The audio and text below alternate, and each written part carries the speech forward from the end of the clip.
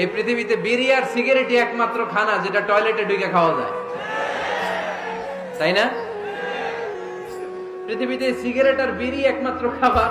রাগ করবেন না যারা খান, রাগ করেন না। আবার একটু কমন সেন্সটা কাজে লাগানোর জন্য, চিন্তার জন্য বলতেছি। এটাই পৃথিবীর একমাত্র খাবার যেই খাবারের গায়ে এই খাবারের বদনাম লেখা থাকে, স্মোকিং কজেস ক্যান্সার।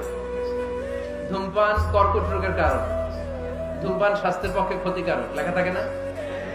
আচ্ছা ধরেন ফরিদপুরের একটা কোম্পানি নতুন চানাচুর বের করছে, ওই চানাচুরের গায়ে লেখা এই চানাচুর খাওয়ার 1 ঘন্টার মধ্যে বমি শুরু হবে আর ডায়রিয়া হবে।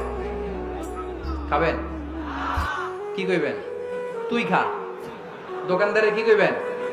তুই খা, তোর বমি হোক, তোর 14 গোষ্ঠীর ডায়রিয়া হোক, আমি টাকা দিয়ে এগুলো কিনবো না, ঠিক কিনা?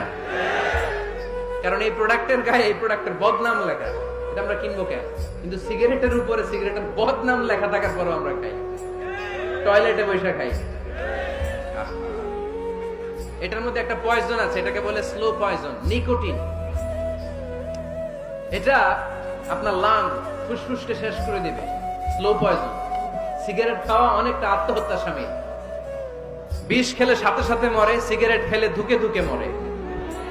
আর সিগারেট থেকে হিরোইন, গাঁজা, ফেন্সিডিল, ইয়াবা, ম্যারিজুয়ানার পথে মানুষ পথ বাড়ায়, পা বাড়ায়, তাই না?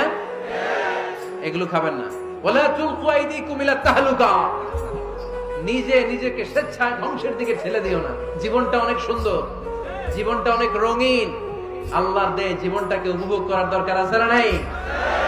এই জন্য সিগারেটকে এই ফরিদপুরের প্রোগ্রাম থেকে আমরা আজকে নো বলে দিলাম। কি বলে দিব? আওয়াজ করে সবাইকে আমরা সবাই একসাথে বলবো, সিগারেটকে কি বললাম?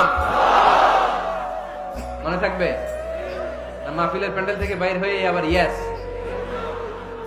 হ্যাঁ না, ইয়েস করা যাবে না। সিগারেটকে কি বললাম? নো।